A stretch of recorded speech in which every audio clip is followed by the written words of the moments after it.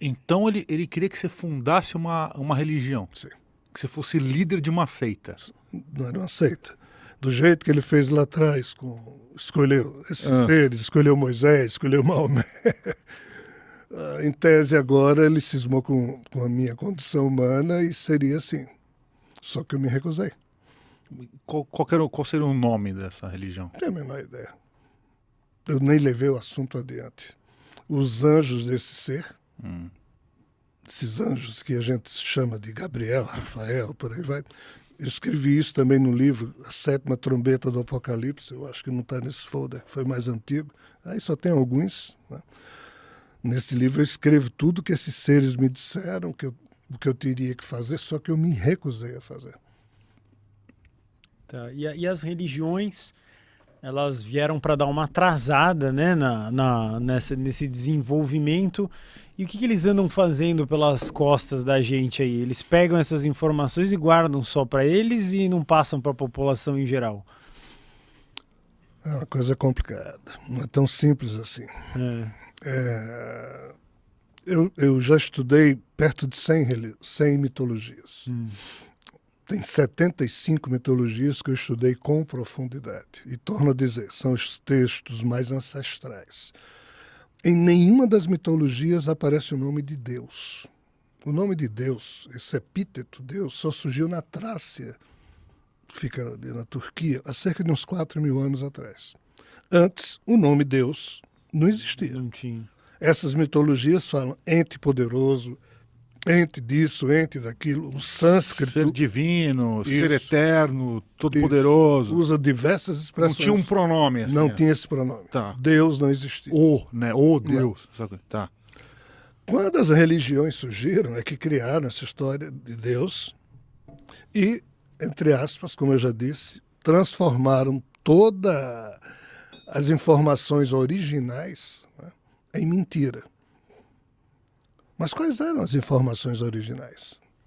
Se você observar, olha, vou dizer, estudei 20 mitologias dos 3 continentes americanos, 6 mitologias da Ásia, 8 no Oriente Médio, 13 na Eurásia, 16 na Europa. Isso aí deve dar 75 mitologias. Em todas elas é afirmado o quê?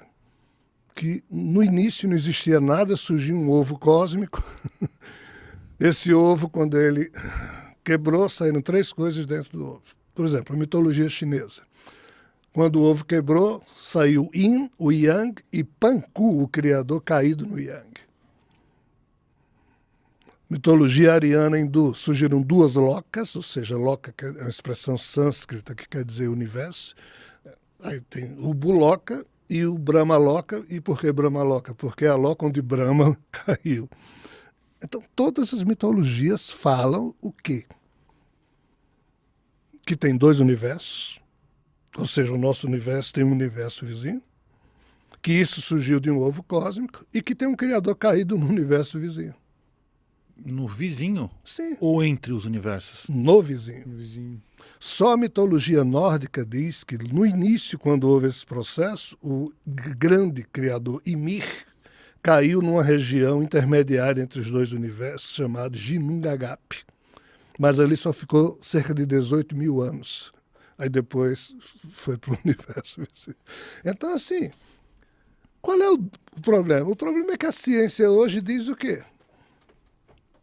Repete o mito do ovo cósmico, que no início não existia nada, surgiu uma singularidade, uma sopa de quarks e gluons, que foi explodindo, criando matéria e antimatéria, só que a antimatéria sumiu dos nossos olhos, a matéria organizou o nosso universo, e a ciência hoje já tem 4 experimentos que apontam que há sim um universo vizinho ao nosso, composto de antimatéria.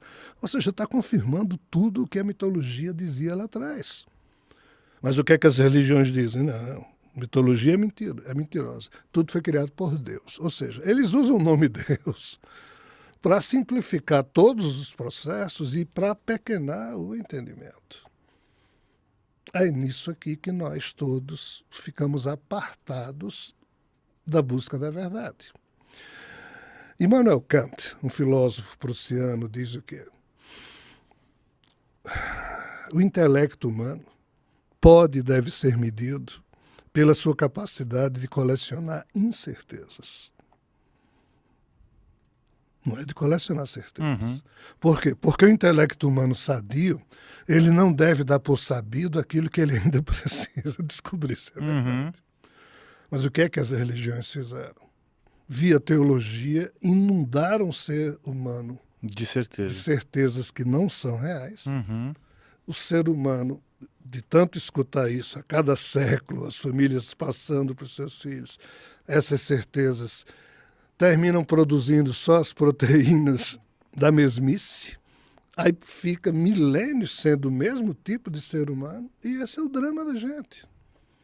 Nós fomos apequenados, nós somos seres que podiam estar, entre aspas, praticando voos sublimes com a nossa consciência esclarecida, mas estamos nos arrastando nas fezes das nossas próprias crenças e da nossa incapacidade de gerar decência e dignidade enquanto agentes da vida.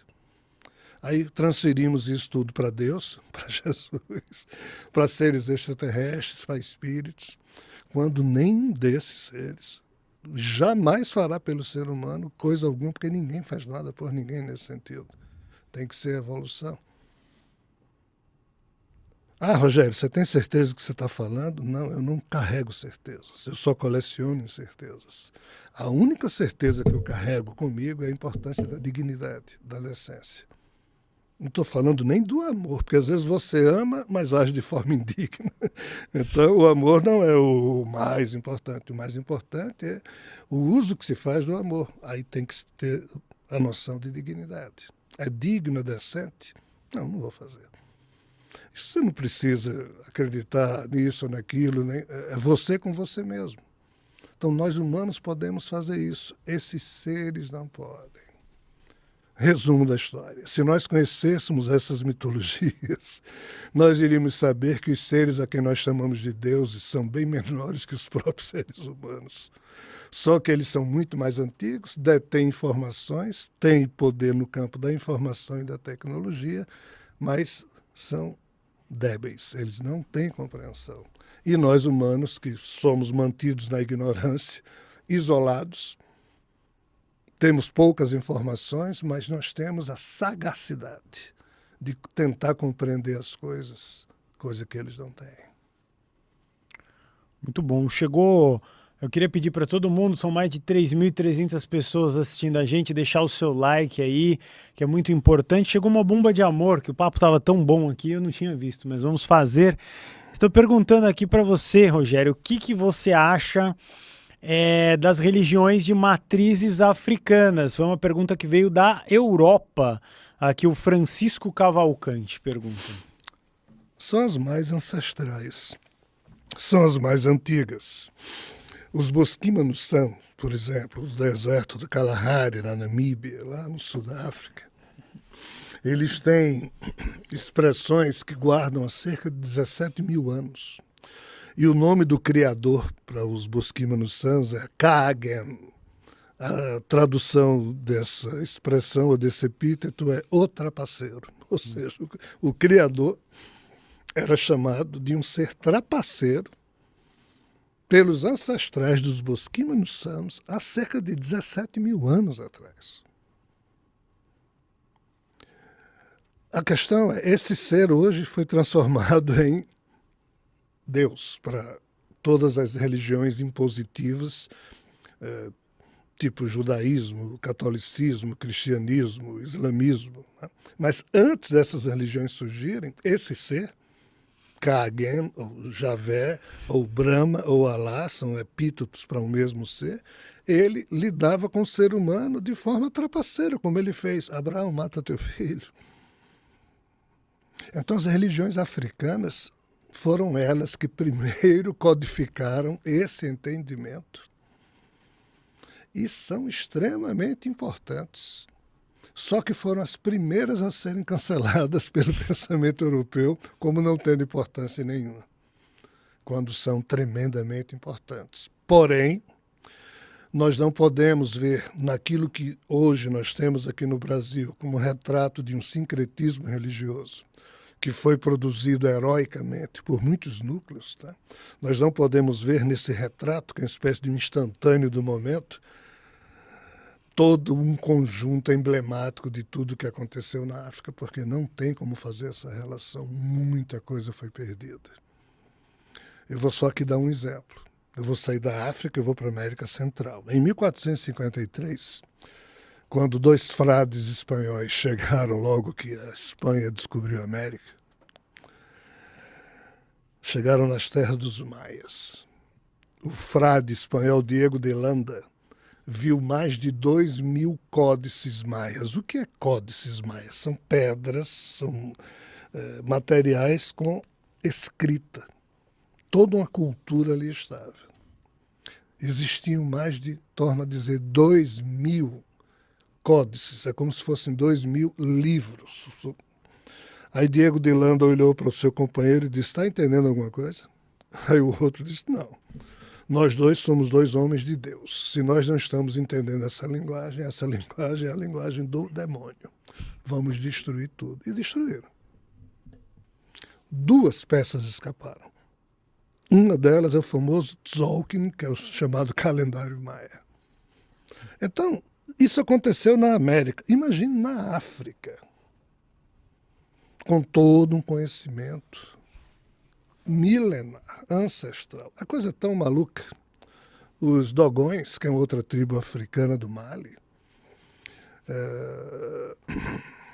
um casal de antropólogos franceses, Griot, nos anos 30 do século passado, eles foram conviver várias décadas com os Dogões na África e perceberam que as festas que eles tinham mostravam que a estrela mais brilhante do céu era Sírius e que os Dogões diziam que além da grande estrela de Sírius tinha mais 2 companheiras. Mas quando você olha, obviamente a olho nu, você só vê Sírius. Mas aí, esse Maurice Griot, ele anotou isso, e anotou o quê? Que os Dogões diziam que em torno de Sirius C, ou seja, a terceira estrela da constelação em torno de Sírius, existia um mundozinho que gastava 50 anos para completar a órbita. Esse cara começou a tomar notas, isso tudo está num livro maravilhoso chamado Mistério de Sírius. Mas qual é o detalhe? O que é que os Dogões dizem? Quando eu fui aluno marista, estudando para o pré-vestibular, o professor de história me disse que no Egito, aquelas 3 pirâmides, a de Quéops, Khafra e Miquerinos, elas tinham tamanhos e volumes diferentes, porque na época de Quéops o Egito estava muito bem de grana, deu para construir um super pirâmide. Na época de Khafra já estava lá uma crise, então saiu uma pirâmide mais ou menos, mas de Miquerinos era uma crise terrível, saiu uma pirâmidezinha. É isso que eu aprendi na escola e talvez vocês também. O que é que os Dogões dizem? Não. Cada uma dessas pirâmides foi construída de acordo com o tamanho de cada uma dessas 3 estrelas de Sírius. Final do século passado, descobriram Sirius B, com o avanço dos telescópios, mais recentemente Sirius C. E é impressionante a diferença de massa. Sirius A é uma superestrela, mas Sirius B e C são anãs branca e marrom, respectivamente. Tem massa muito menor. Então, vejam bem, nós estamos dizendo aqui que existe uma tribo na África que há mais de 5.000 anos sabe o tamanho das estrelas em torno de Sírius, que nós humanos só sabemos porque os telescópios que foram inventados agora conseguiram detectar. E matematicamente não há coincidência, eles falam da diferença das pirâmides. Então veja o conhecimento que havia na África. E tudo isso, nós hoje vivemos na ilusão que o pensamento ocidental é que é o... Nós não sabemos nada, nós fomos apequenados. Nós vivemos numa ilusão terrível, mas não conseguimos perceber o tamanho da nossa mediocridade psíquica e intelectual.